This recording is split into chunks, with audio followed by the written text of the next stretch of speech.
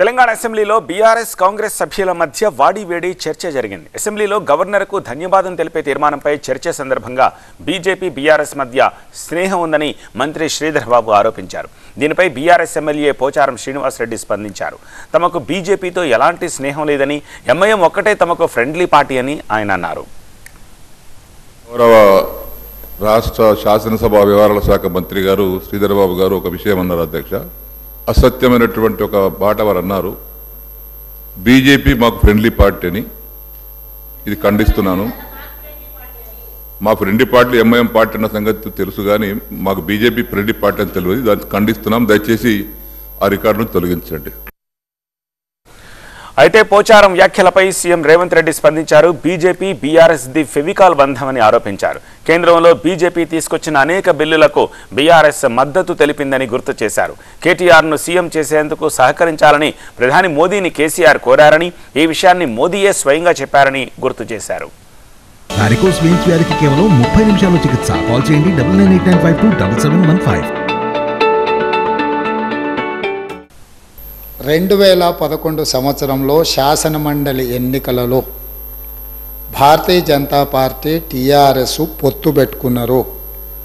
ఆనాడు ఇదే సభలో ఉన్న ఈరోజు కేంద్ర మంత్రి బీజేపీ అధ్యక్షుడు కిషన్ రెడ్డి గారు, ఎండెల లక్ష్మీనారాయణ గారు, ఇద్దరు శాసనసభ్యులు బీజేపీ నుంచి టీఆర్ఎస్ అభ్యర్థికి అధికారికంగా ఓట్లేసినారు. 2014 నుంచి 2023 వరకు పార్లమెంటులో ఏ సందర్భం వచ్చినా అధికారికంగా అక్కడ రికార్డులు ఉన్నాయి. కావాలంటే వారి పెద్దలు పోచారం శ్రీనివాసరెడ్డి గారు, నాగేశ్వరరావు గారికో లేకపోతే కేశవరావు గారికో వారు అడిగితే ఎన్ని బిల్లులు వచ్చినప్పుడు లోక్సభలో కానీ రాజ్యసభలో కానీ వారు ఎవరి పక్షాన నిలబడి ఎవరికి మద్దతు పలికినరో అక్కడ సజీవంగా సాక్ష్యాలు ఉంటాయి. భారత ప్రధానమంత్రి తెలంగాణ రాష్ట్రానికి వచ్చినప్పుడు స్పష్టంగా ప్రకటన చేసిండు. ఇప్పుడు పెద్దలు శ్రీనివాసరెడ్డి గారిని నేను అడుగుతున్నా, మీకు ఎలాంటి సంబంధాలు లేకపోతే, అనుబంధం లేకపోతే, ఆయన అనుమతితోనే మీరు నిర్ణయాలు తీసుకోకపోతే మీ పార్టీ అంతర్గత వ్యవహారం ముఖ్యమంత్రిని మార్చుకోవడం అనేది, అట్లాంటి విషయం కూడా మోడీ గారి అనుమతిని అడిగిందంటే మీ బంధం ఫెవికల్ బంధం. సీఎం రేవంత్ రెడ్డి వ్యాఖ్యలకు పోచారం శ్రీనివాసరెడ్డి కౌంటర్ ఇచ్చారు. బీజేపీ అభ్యర్థులను బీఆర్ఎస్ ఓడించిందని గుర్తు చేశారు. ఒకవేళ గతంలో కేటీఆర్ను సీఎం చేయాలి అనుకుంటే తామే 100 మంది ఉన్నామని చెప్పారు. వారు మాట్లాడడానికి ఒకవేళ బీజేపీతోనే మాకు ఫెవికాల సంబంధం ఉంటే 4 బీజేపీ శాసనసభలు ఓడించినటువంటి అభ్యర్థులు ఎవరు సార్? బీఆర్ఎస్ పార్టీ అభ్యర్థి ఓడించాం. తమరు అన్నారు సంబంధం బీజేపీ. ముఖ్యమంత్రి కావాలి, ముఖ్యమంత్రి మార్చాలంటే వారికి అవసరం సార్ అడగదాల్సి.